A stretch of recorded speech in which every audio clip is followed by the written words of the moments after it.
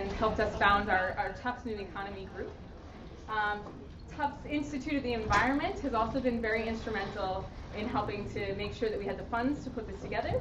And then last but not least, the Practical Visionaries Workshop is a space where practitioners and students can come together and really kind of imagine a better world and think about how to make that happen. And Penn Lowe runs that, and so the work that's been happening there has really been what this day has come out of. I want to give a moment for the New Economics Institute to talk a little bit about what their work is. So this is Emma Beals, and she'll come up and just say a short word.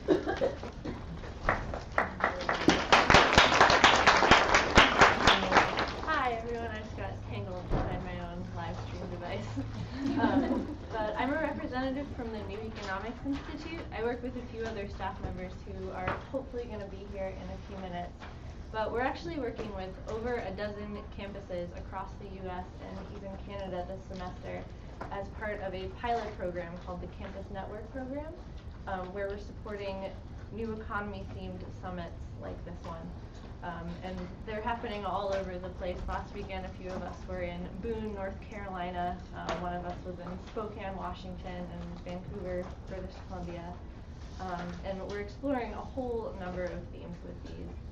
So I'd encourage you to check out our website. We have a sign-up sheet going around right now with all of that information, and there's some really exciting stuff going on. And we are so appreciative of Marcy and her organizing team here, because already this day has been so fantastic and participatory and really blown us away as representatives of the organization.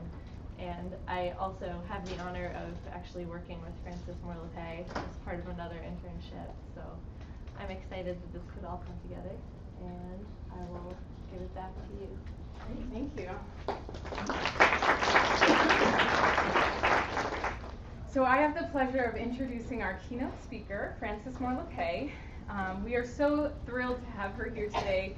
In learning more about her, I found out how perfect she is really for the day we've been trying to put together, and how instrumental she's been in the lives of many people here in this room, even my own family. So I mentioned to my parents that Frances Moore Lappe would be speaking, and they told me that actually our diet growing up was very much changed by her work and her book Diet for a Small Planet. So that was really interesting for me to learn. Also, when speaking to peers here at Tufts, many of them said to me, this is why I'm doing the work that I'm doing, is because of her book and her work. So I'll just tell you a few things about her. She is the co-founder of 3 national organizations: Food First, Center for Living Democracy, and the Small Planet Institute. One of the things I found interesting, so we've been basing this day on popular education model, and Small Planet Institute also has that as their foundation. So one more reason why she's the perfect speaker for today. She's written 18 books. She also has 18 honorary degrees. So I don't know if those are correlated, but maybe I need to start writing instead of being in grad school. I'm not sure. But one of them is Diet for a Small Planet, which has 3 million copies sold. And her most recent book, Eco Mind, Changing the Way We Think to Create the World We Want, was released in September 2011. She's also the contributing author to Yes Magazine, which a lot of you received on the way in. So another great coincidence with her being our keynote. And I just wanted to share with you one quote. Historian Howard Zinn wrote, "A small number of people in every generation are forerunners in thought, action, spirit, who swerve past the barriers of greed and power to hold a torch high for the rest of us. Lappe is one of those." So please join me in welcoming.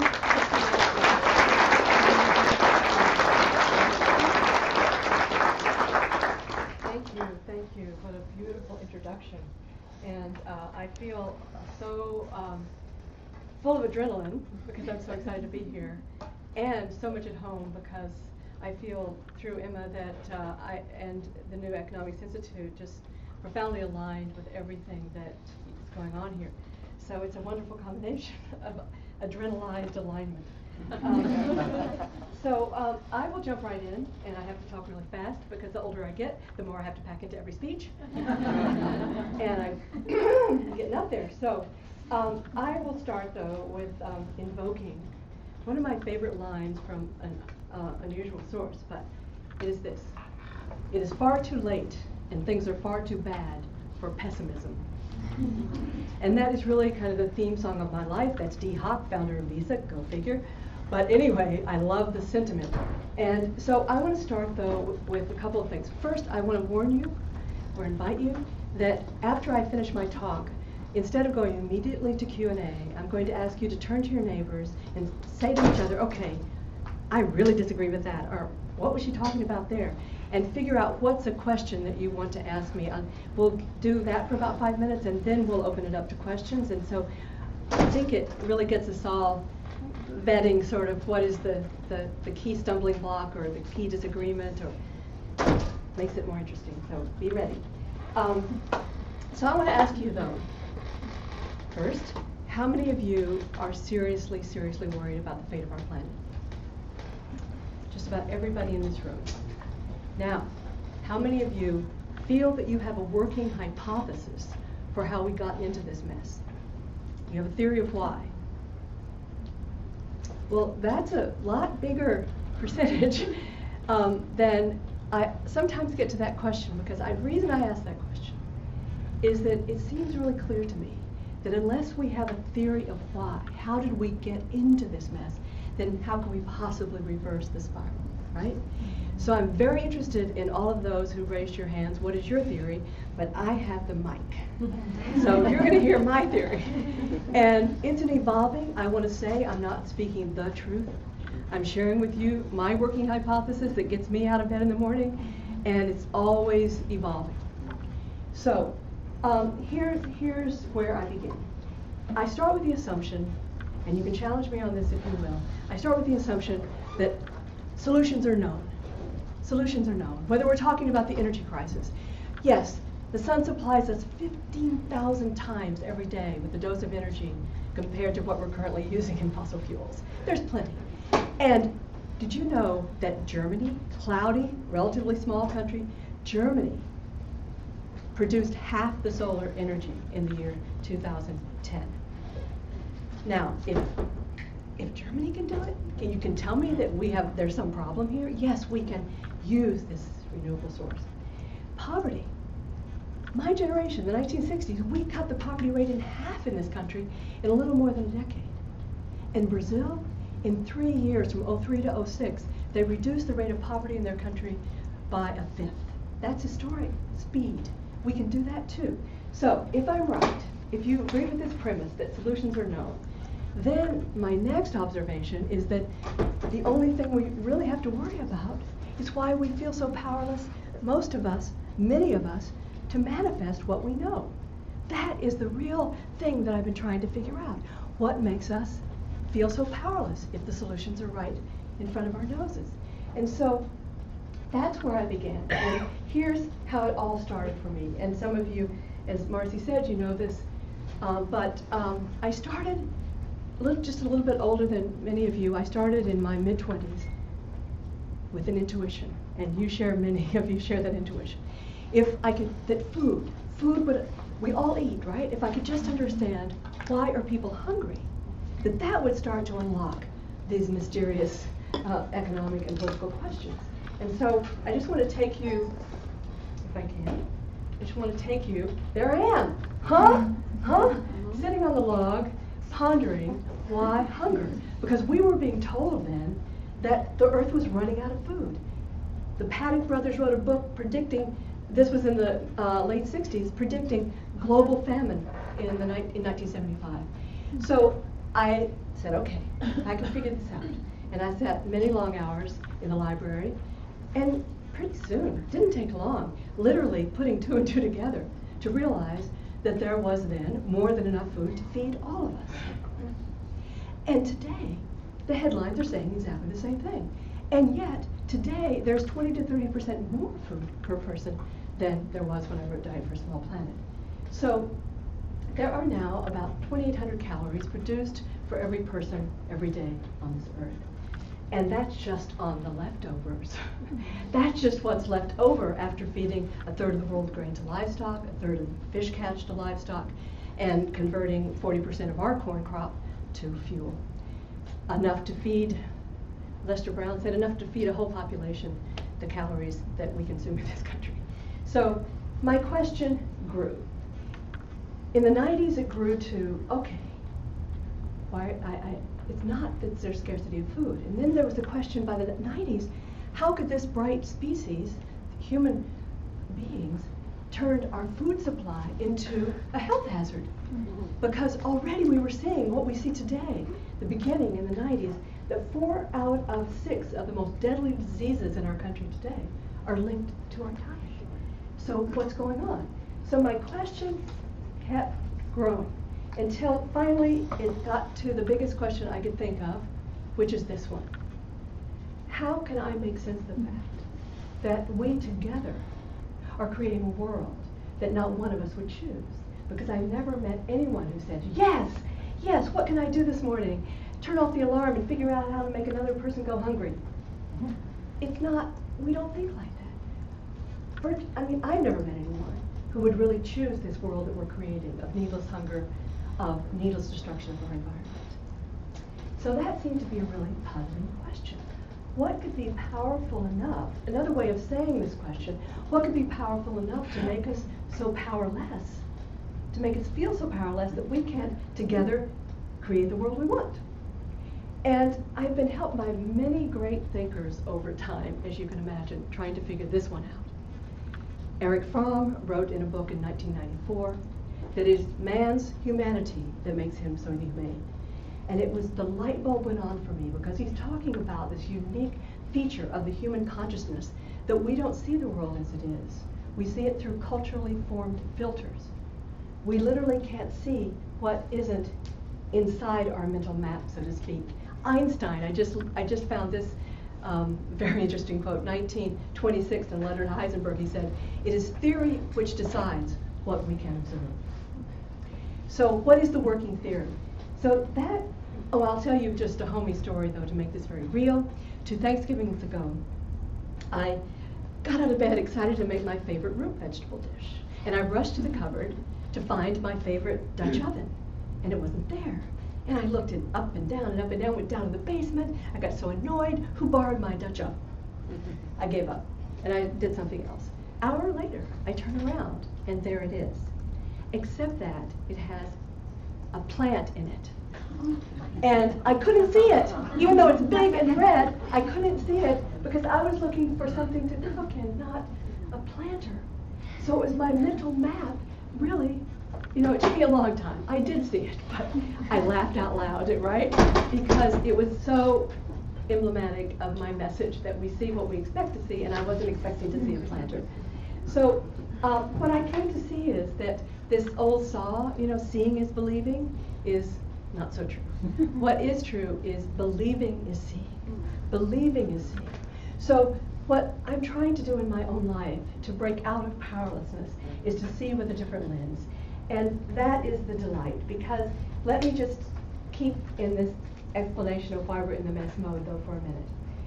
I'm suggesting, here's the thesis about the mess, that we are trapped into a non-ecological, anti-ecological worldview that is centered on one assumption, and that is the assumption of scarcity, lack. There's not enough of anything. There's not enough food, there's not enough energy, there's not enough parking places in Boston, you name it. There's not enough. And there is not enough goods, like food, for example, and there's not enough goodness. And that's just as pernicious because we absorb this notion that if you really peel away the fluff from human nature, that what are we? We are selfish little shoppers elbowing each other out in the giant mall somewhere, right? So we absorb this idea that that's all we can truly count on is self-interest.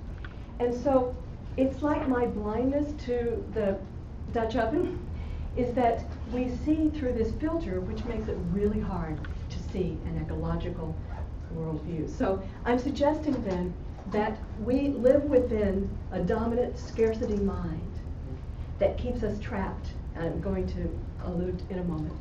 But it keeps us trapped in the presumption that reality is separate entities, that things are fairly static. We inherited this democracy, for example, and there it is, we got it, it's all put in place, things are fairly static in reality, I've already explained this idea that there's not enough goods or goodness. So this then sets in motion, this is my working hypothesis, sets in motion this self-reinforcing spiral of powerlessness.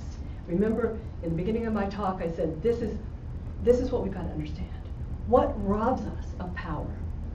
And if we start with the premise of scarcity of goods and goodness, and we don't believe ourselves capable of collaborative problem solving, then of course we can't believe in democracy.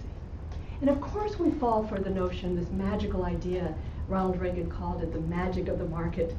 Of course, because we feel ourselves incapable, we want to turn over our fate to some automatic problem finder because we're too flawed to do it through collaboration. And of course, it's not any kind of market. We follow for the idea of a one rule market that is highest return to existing wealth. And actually, we end up then playing a giant game of Monopoly. And I loved it when I found out that Monopoly was actually invented by a Quaker woman in the early part of the 1900s as an object lesson in what would happen if we fell for this magical idea of the market. And her game ultimately got into the hands of Parker Brothers that created a monopoly, and hey. So we didn't listen to Lizzie Maggie, but please pay tribute to Lizzie. We just didn't get it. So because we didn't listen to Lizzie Maggie, because we didn't, by 2000, according to Thomas Fogay at Yale, half the world's adults are by 2000 are surviving on 1.1% of the world's wealth. Now, in the last 20 years, per capita wealth in the world has more than doubled, much more than doubled since 1993. And Fogay says that more people have died from poverty and remedial diseases in the last 25 years than in all of the wars and conflicts and government oppression of the 20th century. More people have died of poverty, 360 million we estimate, in the last quarter century. So it's no mystery then if we begin to start with this premise of scarcity that leads to the concentration of wealth and economic power that then infects our political system, that we have massive hunger no matter how much we grow. For example, today, there are 868 million people who are classified as suffering extreme undernourishment for more than a year. 868 million, remember all the calories, I said 2,800 calories per person per day? That's about the same number of people that were hungry when I wrote Diet for a Smaller Planet, regardless of this increased production. So we begin to understand that the spiral of powerlessness then creates privately held government, which continues to make decisions that continue to turn our food supply into a health hazard. I'm sure I don't have to go into a lot of detail on that in this group, but also phenomenon that we never saw so dramatically until fairly recently, such as the diversion of good cropland to agrofuel, which I've already mentioned, or what are now called land grabs in the global south. Wealthy countries and corporations buying up land that doesn't have clear title, for example, or very inexpensively, with the cooperation of government sometimes. Oxfam estimates that land now that's been seized over the last 20 or so years is enough land to feed 1 billion people. This is no small phenomenon. So this is a result then, I'm suggesting, of this belief system that makes us feel powerless, that ends up creating what I call privately held government. Now, my thesis is also that the reason this thought system, this mental map is failing us is because it fails to meet the most basic of human needs. And I'll go out on a limb here to suggest 3 of them. I'll suggest that there's a lot of social science behind this. I believe that human beings thrive with a sense of connection with one another, sense of purpose and meaning in our lives, and agency, a feeling that we do have voice. So powerlessness defeats us. And this, I'm really going out on a limb, but I would say that the thought system of scarcity mind that denies these needs is a big reason today that, this is a horrifying statistic, there has been a 60% increase in suicide the last half century worldwide. And today, worldwide, more people die from suicide today than all homicide and war combined. And I'm going out on a limb, but I'm going to say my deep hunch, it has something to do with this denial of our most basic human needs. So, now the good news. The good news, oh, there's another part of the bad news, sorry. And the reason that this thought system then ends up denying these is because, you're not going to be surprised at this slide, I believe that it creates the very conditions that both history, whether we're talking about the Holocaust or any number of horrors, or how we've shown up in lab experiments, that this thought system brings out, produces conditions which have shown to bring out the very worst in us. When I think about concentration of power, of course, one of the first words that pops into my mind is Monsanto, right? 90% of all genetically modified seeds was able to get genetically engineered seeds spread throughout our country with no safety testing, as if they were just like any other seeds, even though now today there are animal studies showing there are risks. Not to mention the dependency factor, but concentrated power does not bring out good things in human beings. And there are a lot of lab experiments that show that as well. Lack of transparency. Just think of the Wall Street debacle. Did you know that the slogan of the Wall Street folks who were slicing and dicing these risky derivatives and then telling people they were really good investments, their slogan, IBG, YBG. I'll be gone, you'll be gone. Meaning that they knew nobody was watching. They could get out and they could get away with it. So lack of transparency. And finally, whether it's on the playground, bullying, or the Holocaust, blaming the other brings out the very worst in us. So I'm suggesting that as long as we're trapped in the scarcity mind, that we can't step up together and find our power to solve the problems in our world. So the good news, however, is that we are, and I'm so glad that I'm alive with you right now, that I'm alive with this wonderful generation of young people in this moment when this is losing credibility. It is losing credibility. We're seeing it doesn't work. And ecology is teaching us itself. It's not just a science. It's a whole different way of seeing life that breaks us free and allows us to see the power that we really have. And so and another thing about the new science that we're just privy to fairly recently is the whole idea of neoplasticity. It's one of my favorite new words. Neoplasticity means that as we think new thoughts, it actually can change our brains. And we create new pathways in our brains so that we start seeing differently as we reframe our mental maps. And so I really believe that it's quite possible that we can move from what I call the scarcity mind to what I love to call the eco mind.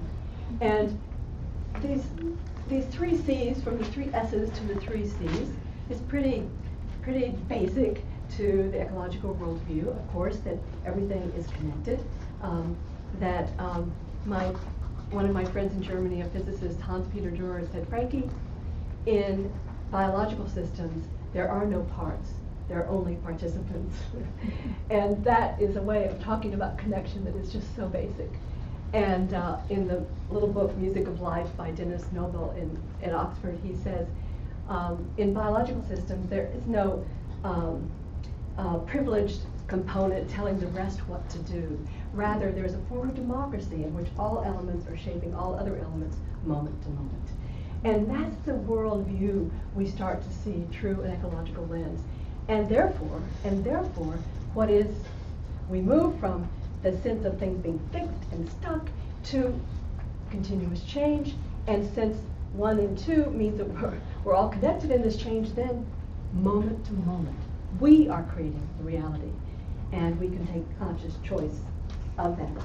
So here we go.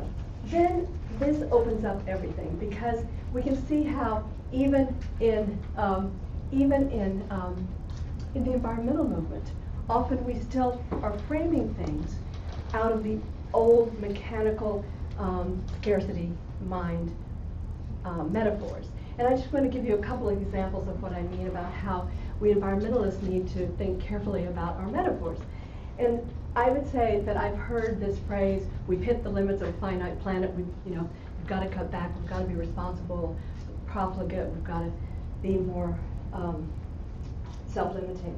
This idea that we've hit the limits of a finite planet is pretty much stock in trade. And I'm suggesting, and I'd love your pushback, that still is part of the mechanical worldview. It's still focusing us on quantities.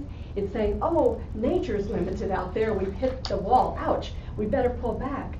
And it doesn't, the metaphor doesn't get us thinking in terms of systems. Oh, we haven't hit nature's limits. What we've done is disobey nature's laws and make a mess of things. But clearly, look at food. We haven't even begun to align with nature. I mean, we've begun, but globally to align with nature in a way that will produce food for all of us. And I'll get to that very shortly. But I'm suggesting that if we stay within these, we've hit the limits frame, that we can't, we've hit the limits of what nature can do, we leave people very vulnerable to messages, for example, from Monsanto and others who say, oh, yeah, we've gone as far as nature can take us, so we've got to go beyond nature. We've got to have geoengineering and genetically modified seeds. And so I'm suggesting that we are better off by trying to find very different metaphors and shift in a way, and shift from a basic frame of limits to what I prefer to continually bring myself back to a frame of alignment.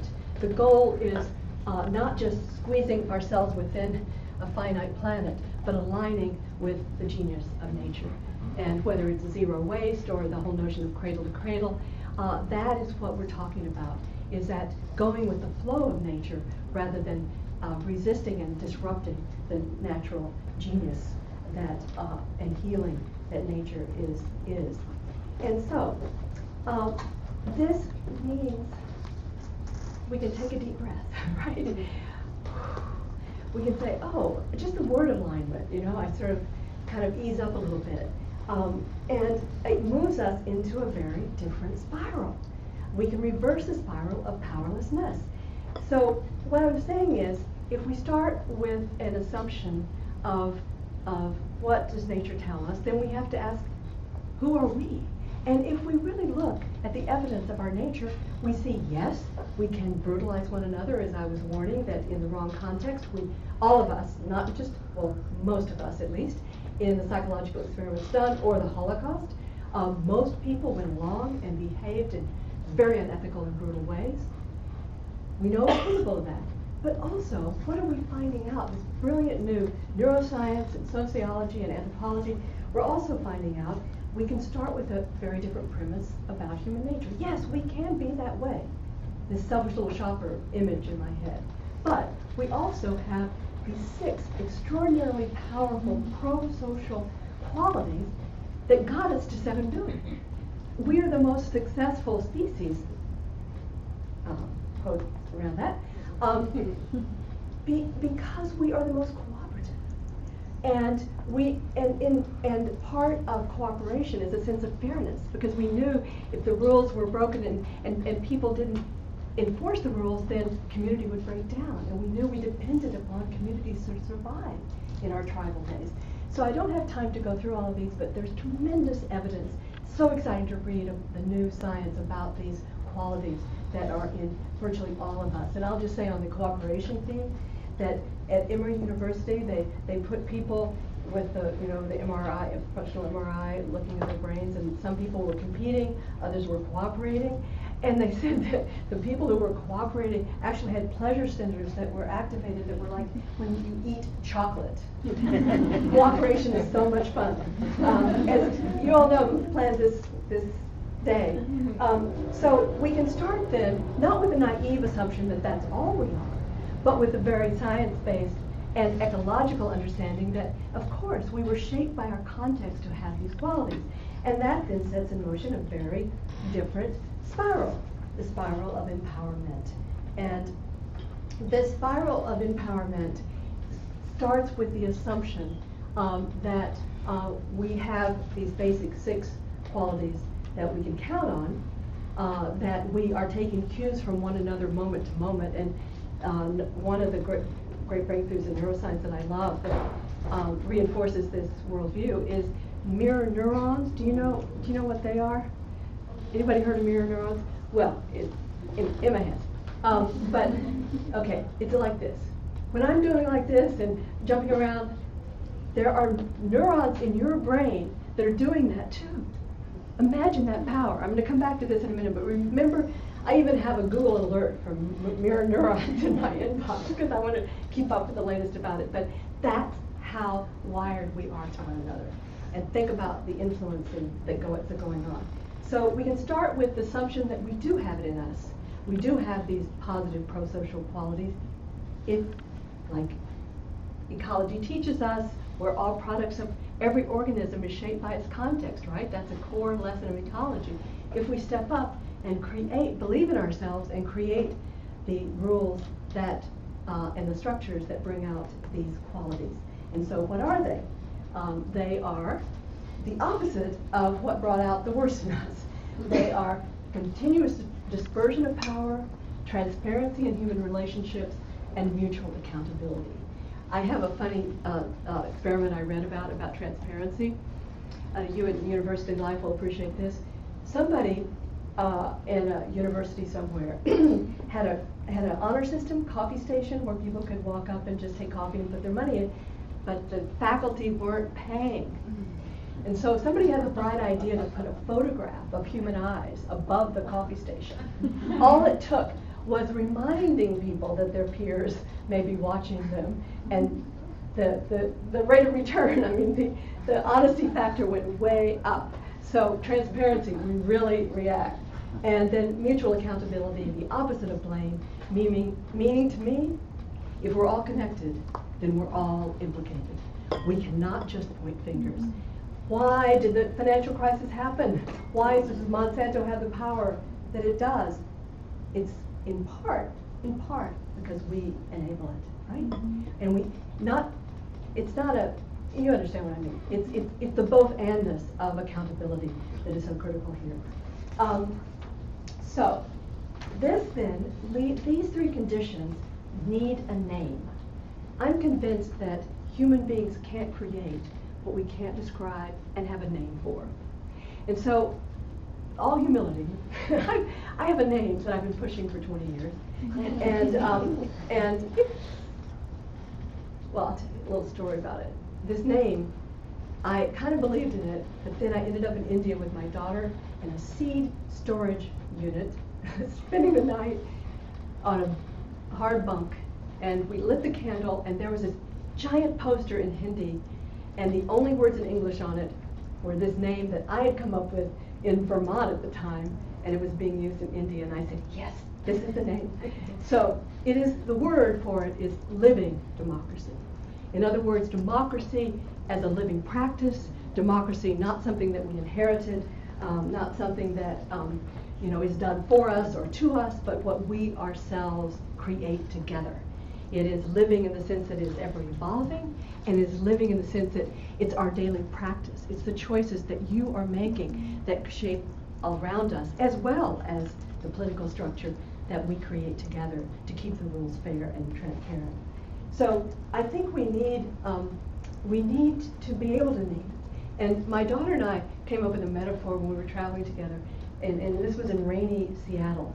And we were talking, and we said, people often call themselves drops in the bucket, but on a rainy night in Seattle, the bucket fills up pretty fast. And so the problem isn't being a drop, it's not being able to see the bucket that we're filling up. And so I think the role that we can all play is to help all of us see how our individual actions are contributing to filling up this bucket I love to call living democracy, or this eco-mind shift that we're making, so that we, no matter what we're working on, we are together in making this historic turn. So I'm saying, as you're not going to be surprised either, having heard my opening, is that my youthful intuition that food would be my entry point, boy, it keeps coming back and back and back. And I keep being more and more affirmed by this. And it's just so obvious, as you know, that I just learned that the word companion, do you know where it comes from? It comes from pan, is bread. So a companion is that who we break bread with. So it has this power always, it connects us in community. So it connects us to each other, but of course, first to our bodies, to our health, to our vitality, and to the earth. And that is enormous power, and both for good, and for, of course, as we have seen, if we are trapped in a false frame, then it can be absolutely devastating. As I say, 4 out of 6 of the leading diseases in our country are food-related. So I just want to tell a few stories here about how I understand the power of food and farming emerging within a living democracy frame that I see as this ecology of democracy, if you will, the social manifestation of an ecological worldview. And I want to jump, before I show you this next slide, I really realized I should have started with a prior one of a near desert scene. So imagine a near desert scene and then look at this, and I'll tell you where we, oh, sorry. I thought it was, oh, I forgot about that slide. Yes, I put that one in for this talk. Okay, the growing power of the food movement in the U.S. You all know these numbers, right? But I just thought it would be kind of interesting to pull these out. You're aware of the Real Food Challenge. The Real Food Challenge started maybe 6 or so years ago, college students. The idea is to get their college administrations to set the goal, to agree to commit to the goal of 20% of their food being real, meaning that it's local, that it's fairly grown, and as much as possible organic by 2020. And you can see the number there. It may be even higher now, but 370 schools have signed into this, and they are a very effective national movement. I just checked with my experts in the food co-op movement, and I was delighted that it looked like, you know, soon there would be kind of a doubling. There are 300 new food co-ops now in development in this country. We'll return to co-ops in a minute. So this is just some of the zingers, as I like to think of it, that keep me going all the time. So, but now I want to go global, because what is so thrilling about being part of this movement that I think you identified with as well is that it is happening everywhere, every country, and people are rethinking and empowering themselves through food and farming. So this is the slide that you first think of a near desert scene before I show you this. And this is a picture. Now, this isn't grass. Those are crops, and those are trees. And this is an area in southern Niger that was near desert. And the farmers there had gotten the frame, the mental map from their French colonists, that trees and crops didn't go together. And in fact, the trees were owned by the state, by the colonial government, and if you messed with them, you were in big trouble. And so they really kind of just cut them down. Gradually, they began to realize the power of agroforestry, that this is a complementary relationship between the trees and the crops they were growing. And so look at that number, 12.5 million acres, about 200 million trees have not necessarily been planted, but they call it re-greening, nurturing the natural growth of the trees in this very arid region that is where desertification is a real threat.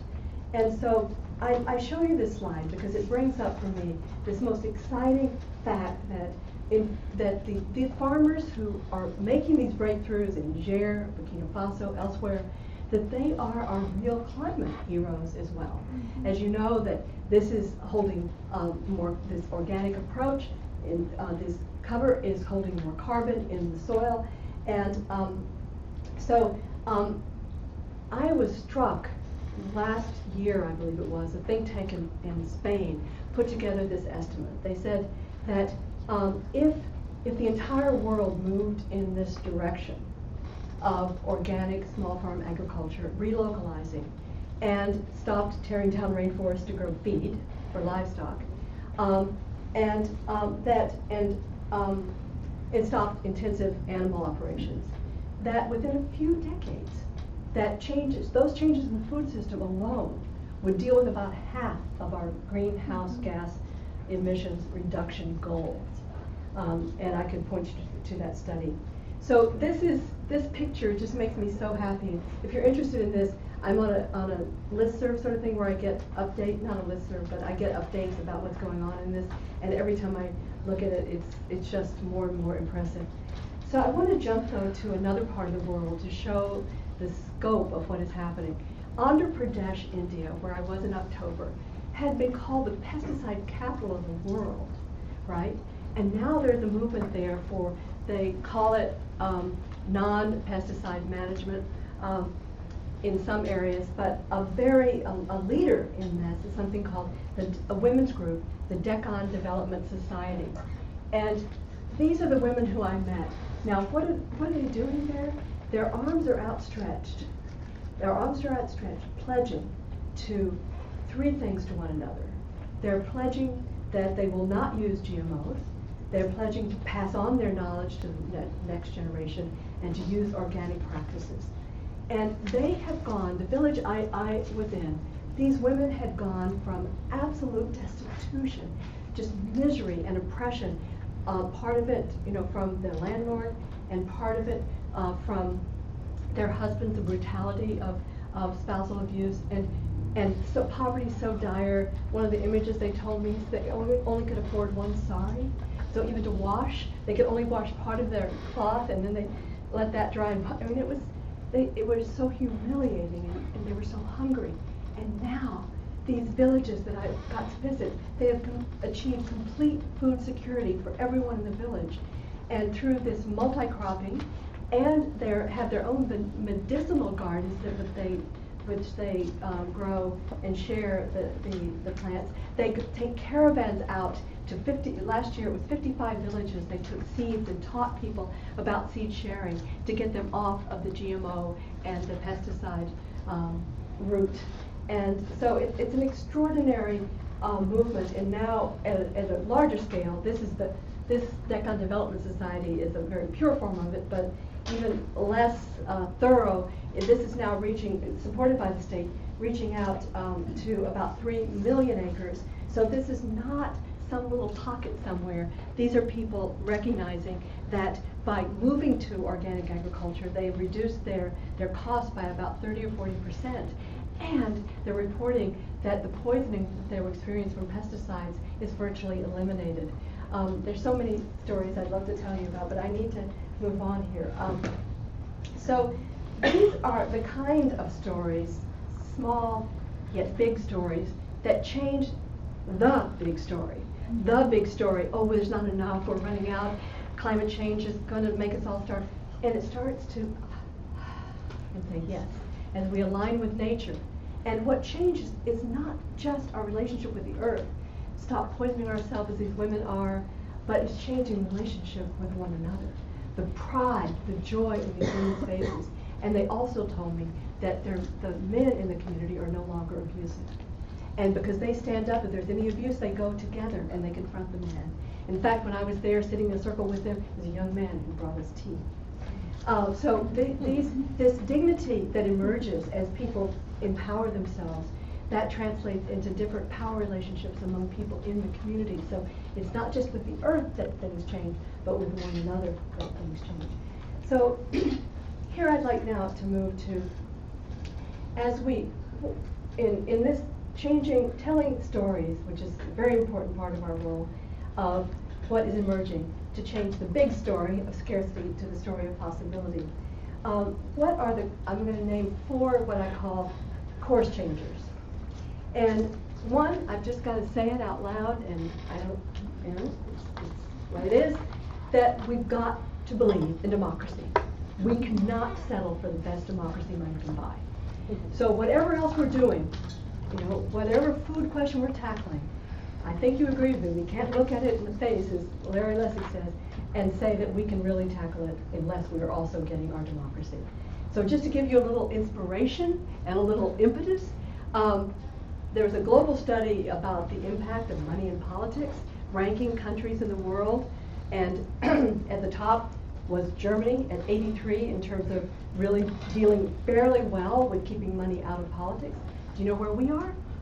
We are at 29, tied with Tajikistan. So we know we can do better. So here is a little inspiration. My hero. Oh, I forgot to change this. Sorry.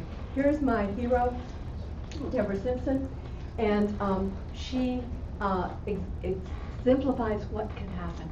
State of Maine, they passed legislation there that allows people to run without corporate money and really have a chance to win. She said okay because her friend said, Deb, you've got real leadership, go for it. She was a waitress and a single mom, and she won, and she has served 3 terms in the state legislature helping to pass incredibly important environmental legislation. So we have to hold people like Deb in our hearts, and I'm going to come back to that theme in just a moment. The second core changer that's very related is building political parties accountable to people. And I want to single out Brazil here for just a second, because in the early 1980s, this is the zero hunger symbol in Brazil, but in the early 80s, how did this come to be? A program to make food a human right in Brazil. How? It wasn't magic, it wasn't one person, it was because social movements came together in the 1980s and started building a party and ultimately electing someone who had been a laborer and really cared about the lives of poor and working people, and put in place a program of zero hunger, no hunger in Brazil. And that's why we see then in the city that my daughter and I visited, for example, in Brazil, as part of this, these are kids we photographed in Brazil, but in 1 decade, they reduced child death by 60% in the city of Belo Horizonte, a very large city in Brazil. But this is not unique. This is throughout Brazil. There is a very dramatic drop in hunger, cut in half since 2003, I believe. And Brazil is one of the few countries where inequality has been decreasing. Three, course changer. Not just be satisfied with democracy as something that happens in Washington that we vote for periodically, but democracy as actually a dialogue among citizens.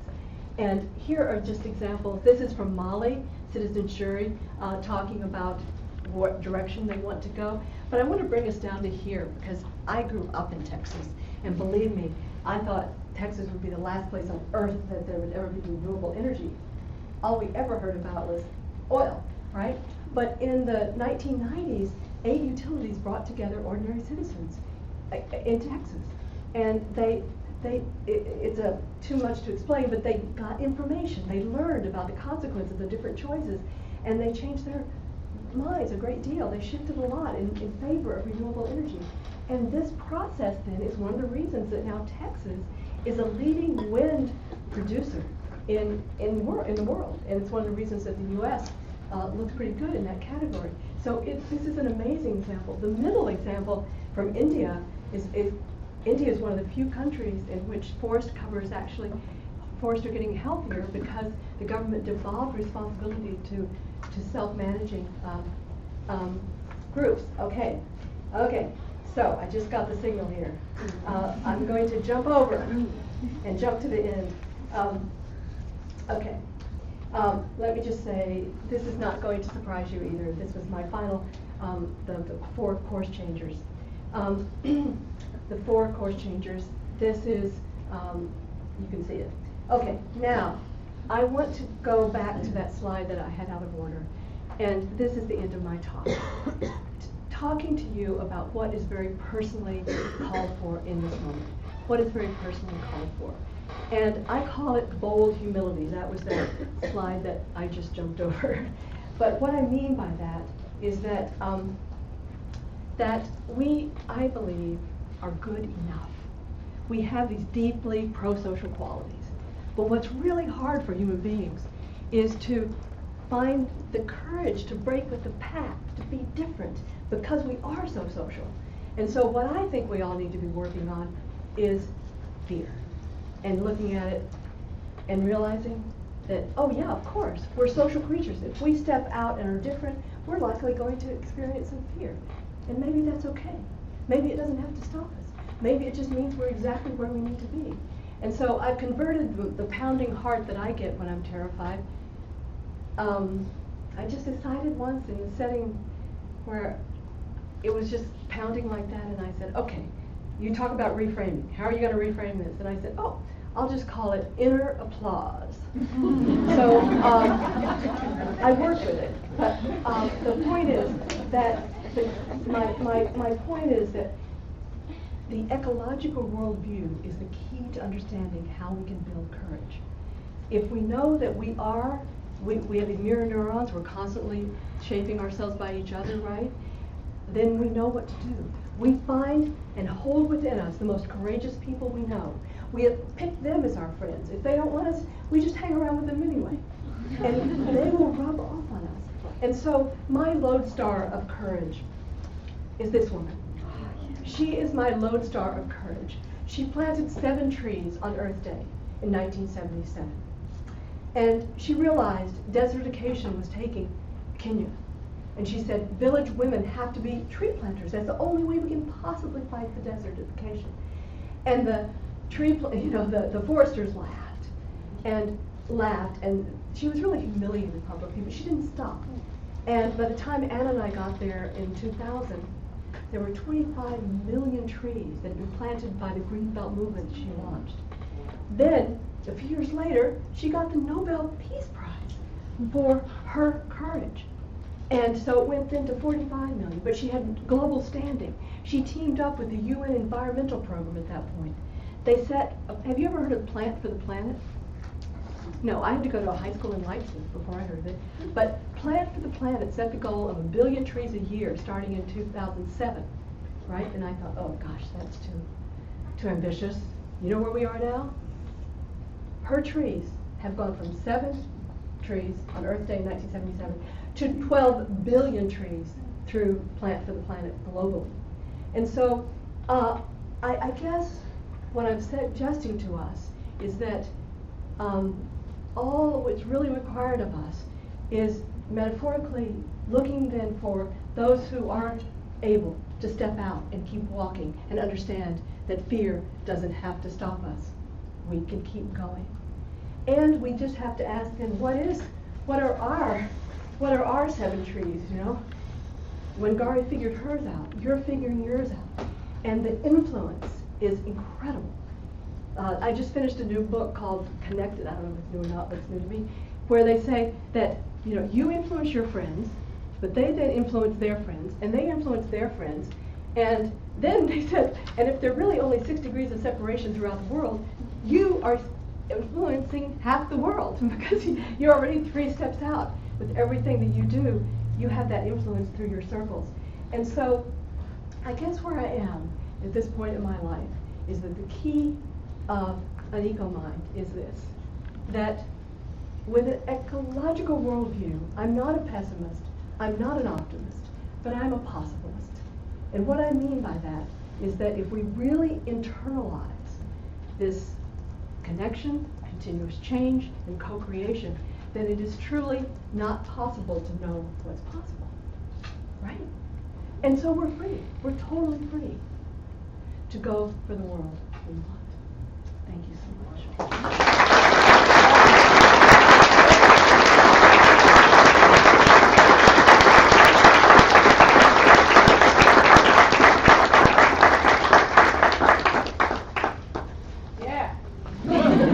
Thank you for staying, Tim. And so as suggested at the beginning, we want to give you a moment to speak amongst yourself, and then we're going to have about 10 minutes of questions before we have a break. So speak among yourselves for just 2 minutes, and then we'll have 10 minutes of questions.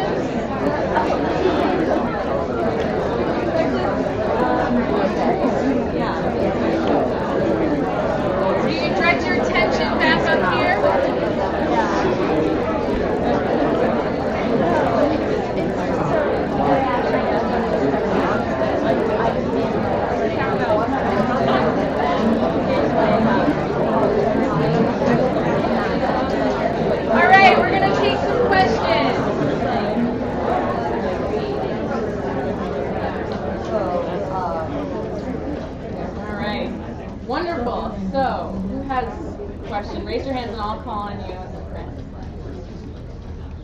Yes.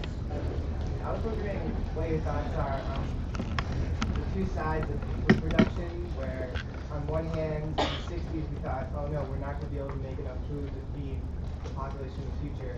But then we see ourselves now, and with all the technology and maybe something that we consider bad, GMOs, we are able to produce more food than we ever thought possible. So what are your thoughts on the balance between the new food technology that allows us to make this food and wanting to be more organic, to not see the bad side of that? Yeah, well, let me say first of all that I think that it is a myth that it is genetically modified organisms that have allowed us to produce more food. Absolutely not. That I didn't have time to go into this research, but there's a lot of research showing that actually if we move to organic farming, we could actually increase production. But the key to answering your question is to drop the idea that the fundamental issue now is lack of food. The fundamental issue is that we are feeding, as I said, only half of the world's grain actually goes to people directly. The rest goes to, as I was saying, to fuel and to feed and for other purposes. So we waste from about half, the UN says, overall in the world, we waste.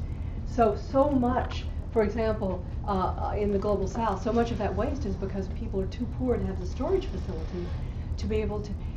The women that I showed you, my farming heroes from the Deccan Development Society, that is completely organic.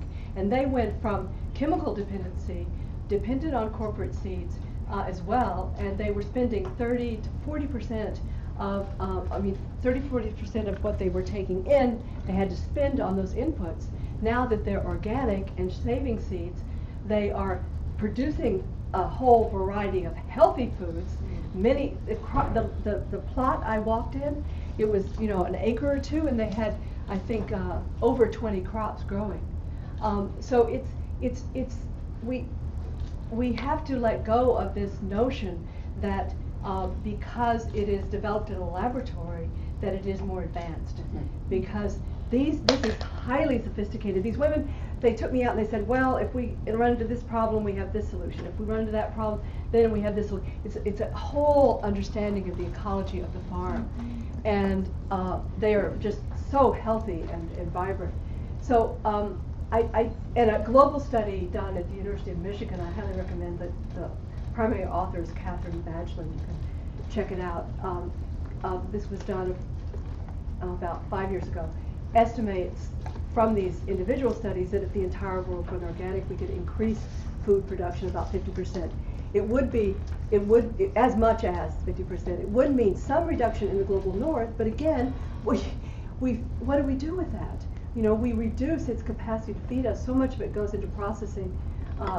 43% of our cropped acres, do you realize, grows two crops, soy and corn, which they're not foods. They're raw materials that go into creating junk food for a large part, and meat that is not the healthiest thing for us. So it's a complete different shift. Do you think this makes any sense, what I'm saying? Yeah. Yes. I just would like to follow up on that. I'm calling our as a fellow Erlemite. Oh, really? Say that I find that the hopeful side of things is important, but I also am not ready to throw out GM, and I just want to explore it a little bit further. They weren't able to grow papaya in Hawaii because of a virus, and we have used technology to combat smallpox and chickenpox and various human things. And so I think there are cases where we have crops that are requiring sort of technological approaches to combating certain diseases and perhaps pests. And so what I worry about is that because of the strong anti-Monsanto approach to the GM, we've made the regulatory barriers so high that we've basically made it so the only player in the GM world is Monsanto, which means that it is going to be controlled by a single company, and we're going to continue to hate it. And yet, certain ways of using that technology could be beneficial to even the small farmer. And so I I worry we're throwing out a technology that in the long run could help us, but we're losing an opportunity because we're making it so only Monsanto will have the financial wherewithal to go through the years of using this technology. So I worry that we're missing an opportunity, and I'd like to hear your thoughts on that. Well, first you brought together, you lumped together medical and agricultural, and these are worlds that what everyone I think who's concerned about GM is concerned that once seeds are put into the environment, we can't pull them back. I mean, you're changing entire ecosystems. And yes, we're talking not just about controlled by Monsanto, but controlled by corporate entities that are developing things, patented seeds in labs that then make small farmers dependent upon them. So it's that, yes, Monsanto is the most extreme form of that kind of monopoly control that is able, because of that, to squelch the kind of, one of the things we do in our fact sheet we have on GMOs is to point out, quote, article in Scientific American where the editors were lamenting or decrying the fact that Monsanto's had the power to deny researchers the use of the seeds to do the kind of research that's needed. And many scientists, this is not concern of people like me, but that there haven't been independent agencies that have been long-term animal studies, and the short-term animal studies, some of them have shown the signs of toxicity that need and deserve long-term animal studies before these had ever gone into our environment. But my big point is not so much anti, but rather that why would we take any risk if we had not even begun to explore the richness of traditional plant breeding and the kind of plant breeding and sharing, if you will, that goes on in villages that is now being displaced by corporate encouragement of, and in many cases subsidizing of corporate products that make farmers dependent, and also the history of GM has not proven the kinds of goods that the good virtuous outcomes that you're talking about. I mean, it's primarily been for using to enable the use of a product and with pesticide applications supplied by the company, by Monsanto. So I guess it's my position is that there's so much in the world of agroecology that we're not exploring, and our own government puts tiny fraction of its resources into exploring the further development of agroecology. And this, we know, is that which can keep power dispersed and can not run the risk of environmental harm and biological harm for the entities eating these crops. So I guess that mine is a very conservative view that we should not take any risk that we don't have to take. And given how much waste there is and how much destruction, I'm not willing to take that risk. Hi. First off, thank you very much. I found your talk really motivating, Thank you. to say the least. And I just wanted to comment a little bit on the first segment of your speech in relation to the two kind of different paradigms that we see, there's scarcity or the eco-minds. And I'm just curious about your framing and the process by which you've come up with that framing. In particular, I think at Tufts we spend a lot of time thinking about different paradigms and the shifts. And through one of the environmental ethics class, we talk about it in terms of either people viewing themselves as part of nature, as nature, or as separate from nature. That's kind of like one of the dominant frames that we can inhabit. So I was particularly interested with your ego-mind concept, and then the first part is viewing ourselves as aligning with nature. And so why not we are nature? And was that like a cognizant choice to maybe have it more acceptable to the broader public, or? Yeah, no, I love that, and I see it very, absolutely, I love what you're saying, and I hope that I'm communicating that in the way that I write and talk, and I'll try to, obviously I do that in some way, but I guess I just got taken with this alignment that if we are nature, then we are nature, but because we have this kind of mental capacity to create ideas that take us out of nature. So we are nature, and yet because we have such incredible power, that our mindset can actually disrupt nature. So it's tricky because I agree with you. We are, by definition, we are animals. We are nature, and yet we are. What my first question, what led me down this path, is what's distinct about our species. It's up here that we get these ideas, and if they're good ideas, fine. But if they're ideas that are totally non-scientific and non-related to what serves life, then we're in big trouble. So I agree with you, we are nature, and yet we have to, I think, be aware that our ideas can take us out of nature. So but I like what you say very much. This will be the last question. I've been reading a lot about the sort of vote with your fork narrative of the food movement and critiques of market-based strategies like farmers markets and CSAs.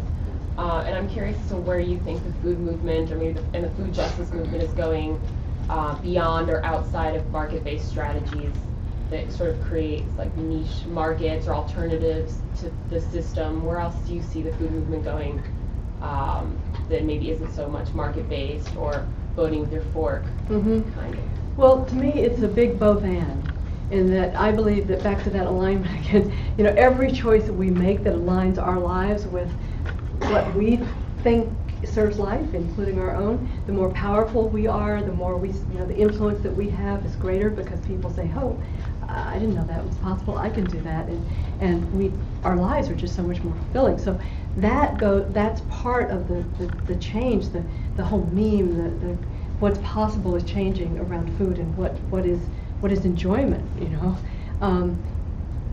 So, and as I also said in the Course Changers, that if we're systems thinkers, it's not just about just our individual choices, but we're also thinking about what are the entry points that can begin to turn the whole system. And that's why I brought my picture of Deb Simpson, that legislator in Maine who had the guts to go from waitress to legislator, because that system change from this law that they passed requiring corporations to take responsibility for the recycling, the reuse of electronic equipment, that was fought by every corporation except Hewlett-Packard, because they had a plant that was doing this kind of thing. But especially Apple, it just fought, but it passed because 80% of the legislators had run without corporate money. So that's a way of systems thinking that doesn't mean that voting with our fork, so to speak, is waste of time, because I think all those things turn us into different people, and make us healthier, for one thing.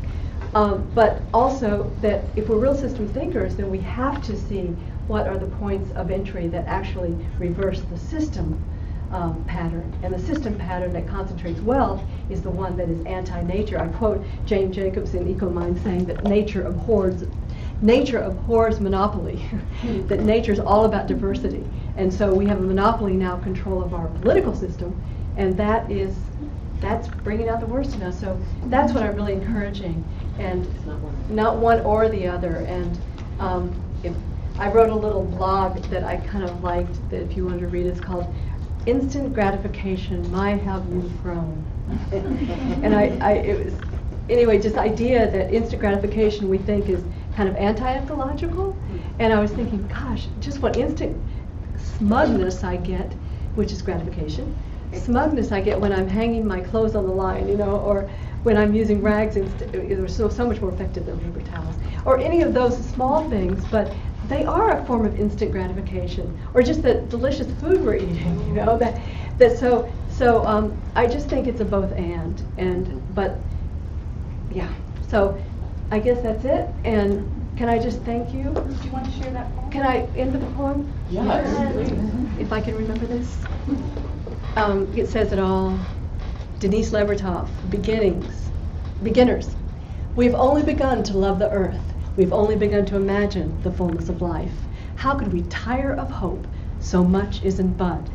We have only begun to imagine how it might be to live as sibling with beast and flower, no longer as oppressor.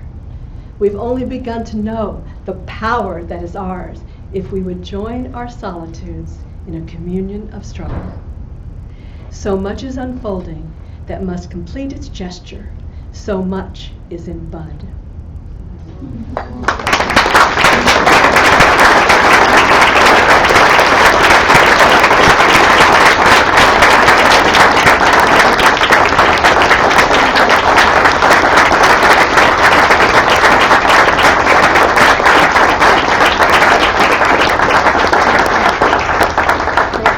Very much. And can I make an unapologetic pitch? On the 17th and 18th of May, I'm going to be doing something I've never done with my friends at Berklee College of Music. We're putting on a dance and a reggae dance music, and I'm going to recite Eco Mind to reggae music. So you can get a little postcard about it at the book signing. Thank you. So I'll just share the logistics of the next part of the day. So we're going to take a 15-minute break back in Crane, which will have some people meet us over there. There's snacks and coffee, get caffeinated up, and then we're going to come back